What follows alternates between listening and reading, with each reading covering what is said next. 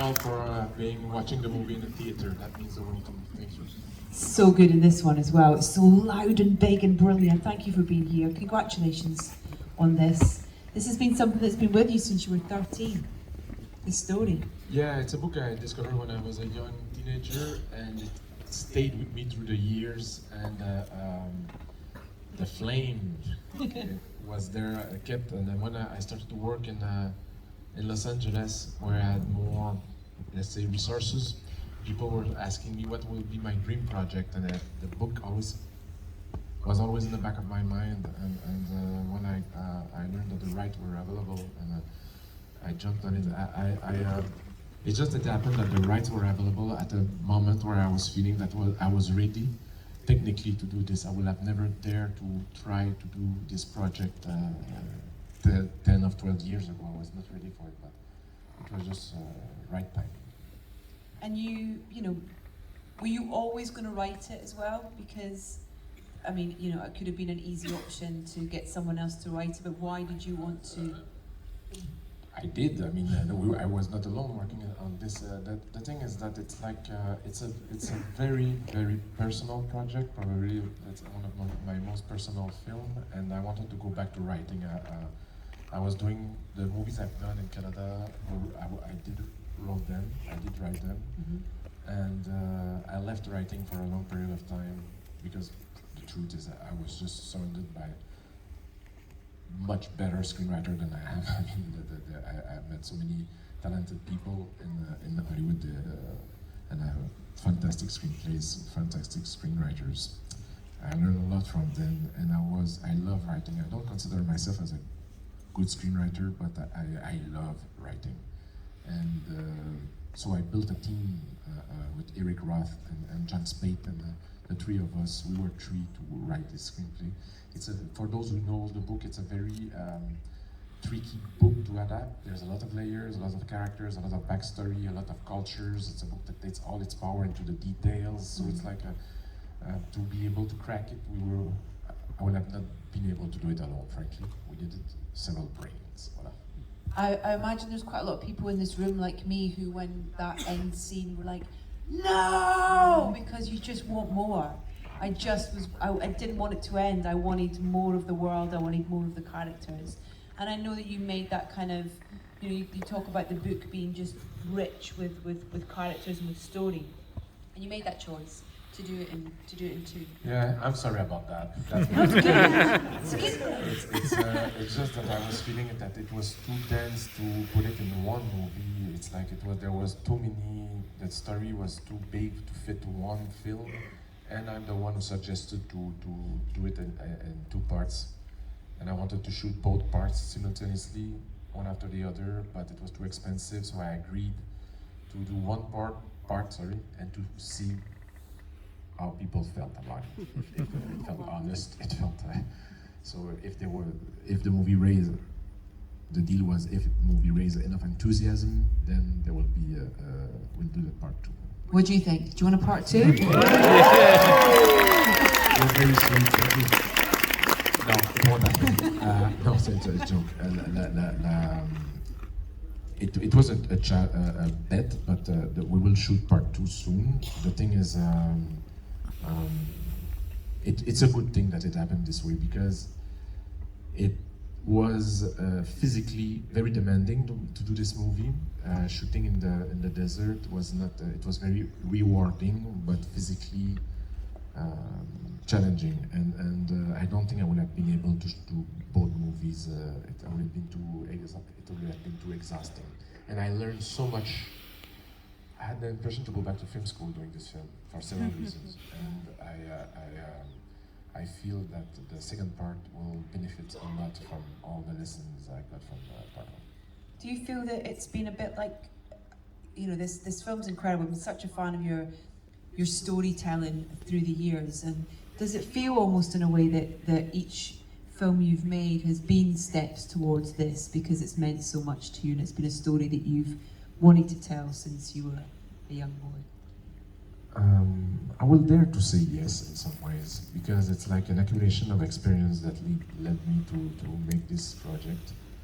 Everything I've learned, like for instance, as world building on Blade Runner, or VFX on Arrival, or it's all an accumulation of experience that allowed me to do this one. Who's the biggest Dune fan, you or Hans Zimmer?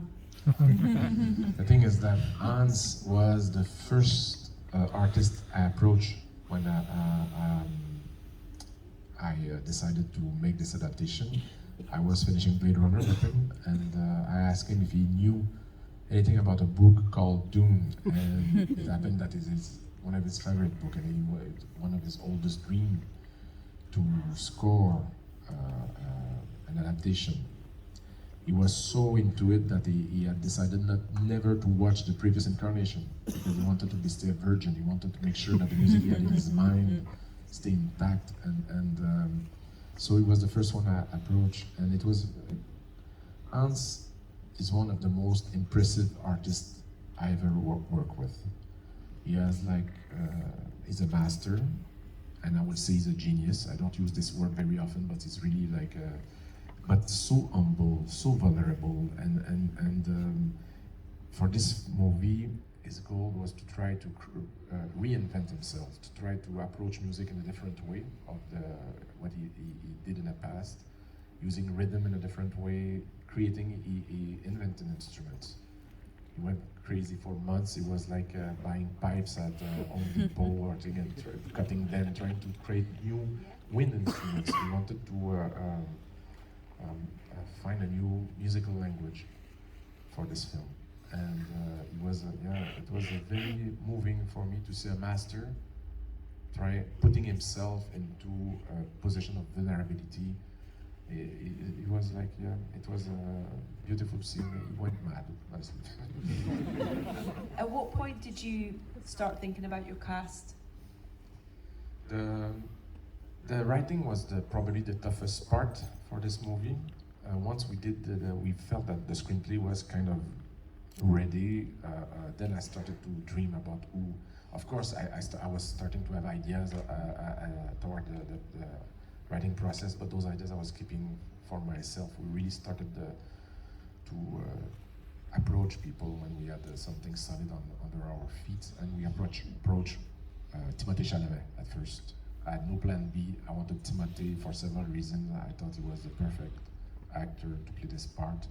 Once Timothée agreed to come on board, then we found the mother, Rebecca Ferguson, then the father, and I went in circle, slowly building a cast, focusing on the description from the book, trying to find actors that really embodied the spirit of the characters that were described in the book.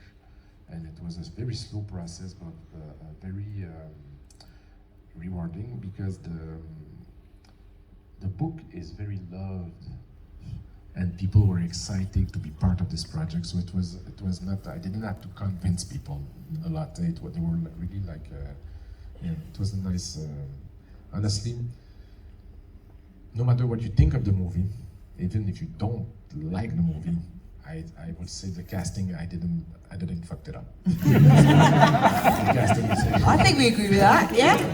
We also agree we love the movie. I mean, the casting, the actors were so good. Those relationships need to work in so many different ways. You talk about Timothy and then Rebecca, and how you kind of almost worked out the way, and even like Jason Momoa's Duncan, and it's just a beautiful relationship that him and Timothy have on screen, and it's a very important one as well. And in terms of finding those relationships, whether it's Timothy and Oscar, or Timothy and Rebecca, Timothy and Zendaya, did you test, or was it how did you know? The truth,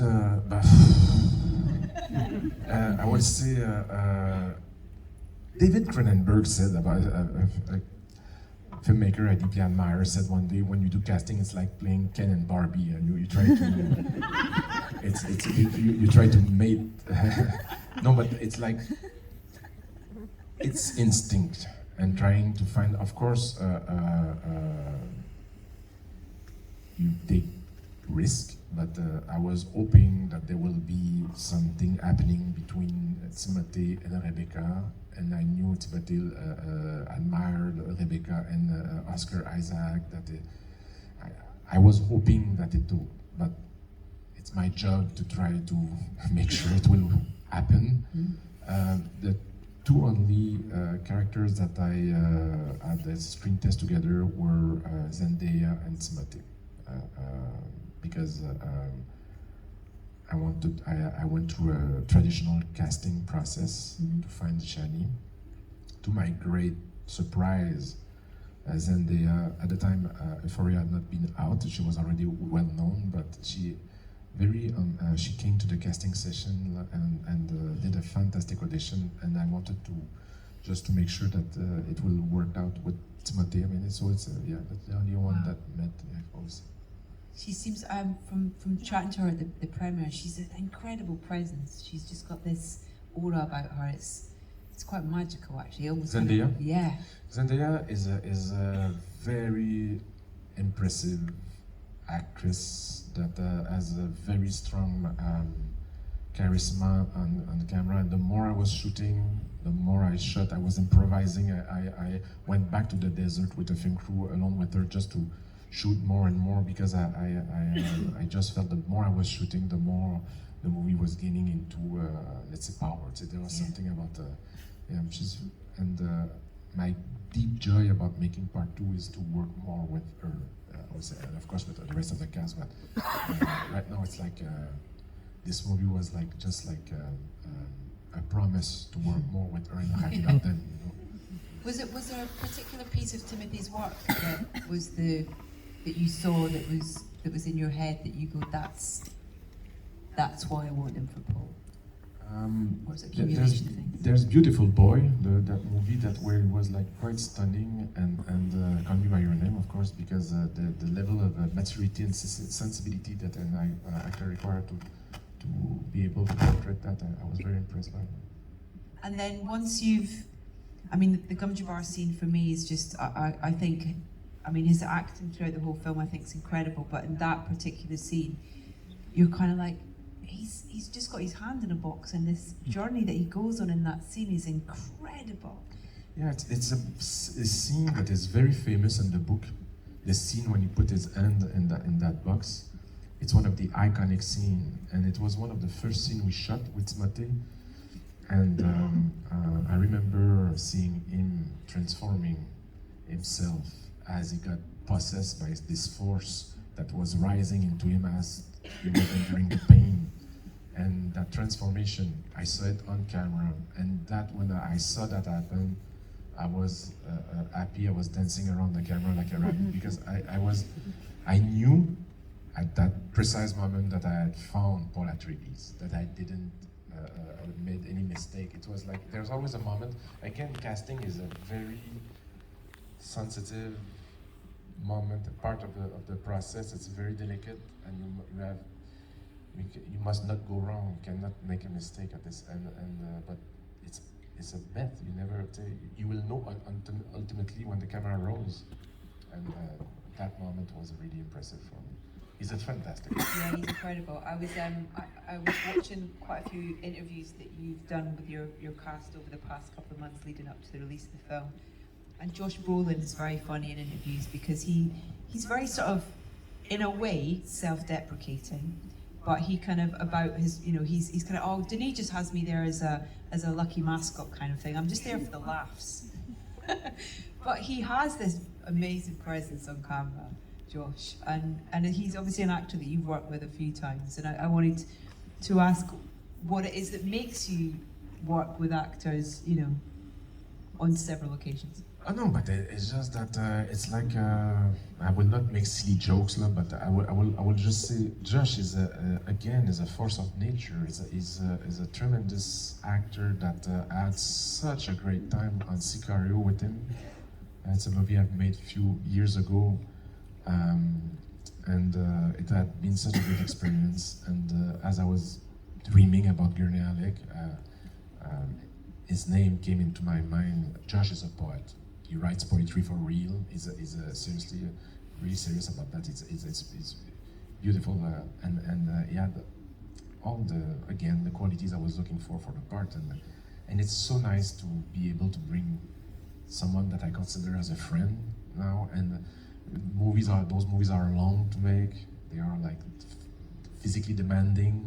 So when you have like old friends around you, I know seriously, it's like I was deeply happy that the judge agreed to do the part, and for me it's very moving. The judge is someone that usually will play leads in the movie, and he agreed to be just behind there, almost all the shots. Very generous of him. I love him.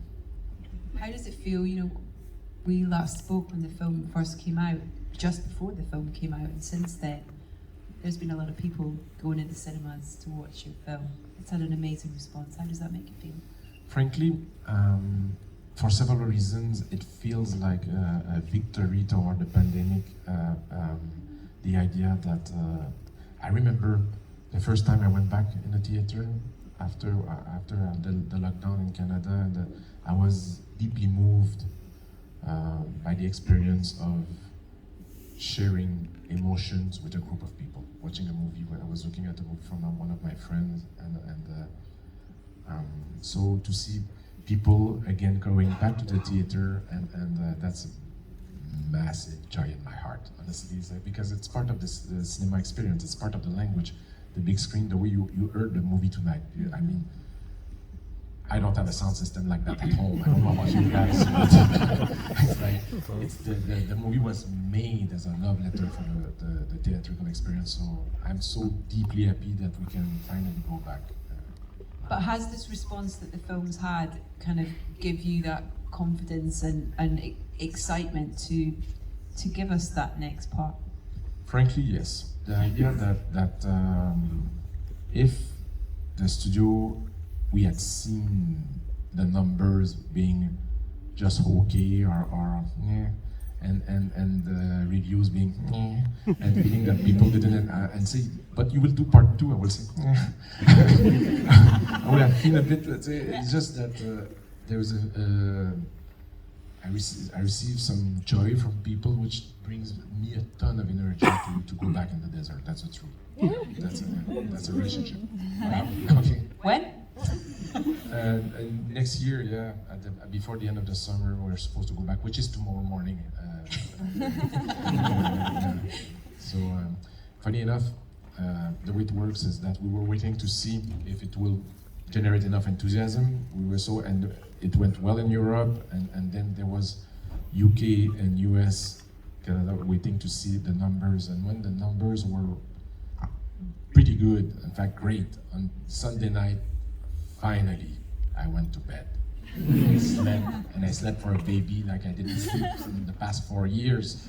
And by the end, I remember that Monday morning waking up, finally, like someone had removed thousands of weight from my shoulder, you know. But by the end of the day, I was going back in pre-production. I had my first meeting for the next movie. So it was like just a few hours of relaxation. Straight back in. I love it. That's brilliant. What do you most remember about the shoot for Dune? When you think about being in the desert, making this film, what's the memory that pops into your head? And funny enough, you went to the desert, because we shot, of course, this movie in several locations, but in the desert. I will say that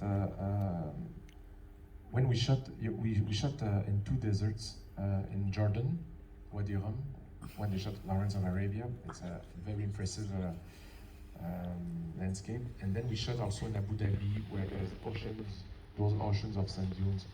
And in Abu Dhabi, we were able to shoot only very early morning and at the end of the day, for 2 reasons. The first one is that for the light, that we were needing those moments where the sun was not out yet, and early morning light, but also because at 9 a.m. It was becoming too hot, too dangerous for people to be in the desert, so we had to bring back the crew. So we're waking up at 3 a.m., shooting from 6 to 8:30, bringing back the crew, going back to bed until 4 p.m., and then going back in the desert until the sun went. It was that, and these moments of sunrise or sunset with my film crew, tiny film crew, more guerrilla style, you know, that I will remember. I knew that it was exhausting for the crew, but we had a blast, because it's for people who went to that kind of landscape. It has an impact on the soul. It really has an impact on the creativity, of course. Is there anything you take from making this first part that you've learned to do, not differently, but in terms of development for the next part that you've learned? Madam, it's a very good question, but we're gonna spend the night here. If I I'm answer it all, I learned so much about everything, about my craft, about everything, about it's a movie that brought a lot of humility, because it's like, I had a great crew. That's what I can say. We've had a real blast to get into. Well, I have, so I've totally kept Mr. Villeneuve to myself, but I hope you've enjoyed our little chat about his wonderful film. I mean, I think one of very few filmmakers who can make such beautiful, intimate stories on a huge scale. You draw us in immediately, and we care, and we love these characters and the world that they inhabit. The wonderful Mr. Denis Villeneuve. Merci, madame. Thank you all. Thank you.